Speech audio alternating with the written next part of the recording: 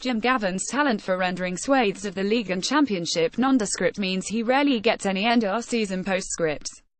Galways Micheál Donoghue was today announced as the Phillips Manager of the Year for 2017, ahead of Gavin.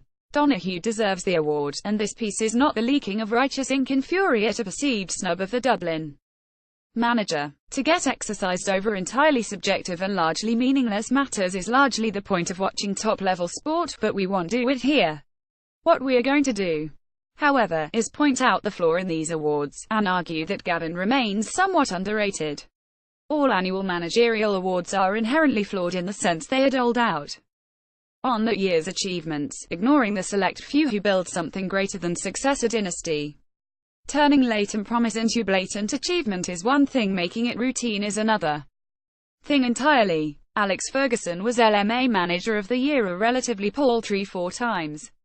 Brian Cody and Jim Gavin are responsible for the greatest pair of teams to hurtle across Croke Park this century, yet both have won Phillips Award each. 2003 and 2013 respectively. Gavin has a lot going in his favour. He has a deeper wealth of resources, financial and human, than any other manager in the history of the game, but 4 All-Ireland titles in 5 years are not automatically allocated. His is a genuine coaching achievement, showcasing technical skills along with a flair for alchemy. Like all of the truly dynastic managers, Gavin is pragmatic rather than dogmatic.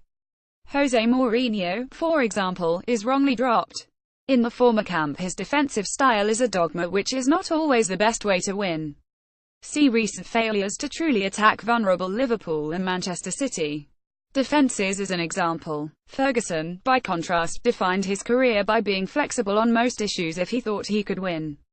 His commitment to attack was never quite as unwavering as is often portrayed. He once played 7 defenders in a win against Arsenal, while he treated some of similar foibles differently, dependent on the form of the player in question. Eric Cantona and David Beckham were as prone to extravagant style and self-expression as each other, but whereas Beckham got a boot in the eye, Ferguson pretended not to notice when Cantona turned up for a formal reception in tracksuit and trainers. The defining game in analysing Gavin's success is his solitary championship defeat. In 2014, a year after saying we play the game the way we believe it should be played after an All-Ireland win, Gavin was left bereft, saying that I accept full responsibility for the philosophy and for the way Dublin play their football, for the attacking style we play and sometimes for the vulnerability that it brings. Dubin had been choked by Jim McGuinness' blanket defence and sliced asunder by their counter-attack. He reinvented his style of play, with the winter spent hatching a new style of play, something which Alan Brogan said obsessed him. The result, a couple of his forwards retreated, and the remaining forwards were sent wide to get some chalk on their boots. This was to create space for blistering defenders to punch through packed defences, and when they couldn't go direct, Kieran Kilkenny became prominent in a more cerebral approach, passing and probing until a gap, a scoring opportunity appeared. Dublin have been untouchable since. The belief that Gavin's change in style has instilled in his players is remarkable, borne out by these quotes from Diarmuid Connolly to Hill 16 Army. It is difficult to get an insight into Gavin's methods, but Connolly's recent interview offers us a tantalising glimpse. The learning that we took from that Donegal game in has been the key ingredient to the success since. You could see it this year. We were baying for a blanket defence, or a hybrid defence, or whatever you want to call it, a Donegal, or a Tyrone defence. We were baying for it. We wanted it. We've done so much work on it. We do a lot of other work. But that was the hurt. You could see how we dismantled Tyrone this year. How the guys dismantled the rhythm of their game. We controlled it. We didn't get sucked in, played to our strengths.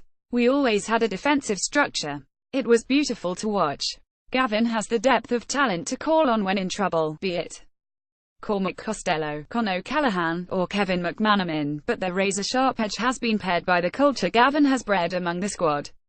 Not unlike Ferguson, he has proven himself faithful to an interesting, fluctuating fusion of form and talent, whereas team selection is largely a meritocracy. It's about what you do when you're not with Dublin. Are you doing your recovery, or this or that? And if you're not, then you'll start falling behind. Connolly told Hill 16 Army Gavin was unafraid to blood Con O'Callaghan in the championship without prior participation in the league. That there has never been any hint of disunity or unhappiness in the camp, is a testament to the culture he has built. He is not infallible. This writer believes Gavin erred in this year's public comments of the treatment of Diarmuid Connolly, undermining his players' wish to draw a line under the incident with the linesman. But Jim Gavin has built a dynasty through traditional coaching talent. This can be taken for granted at end-of-year award shows.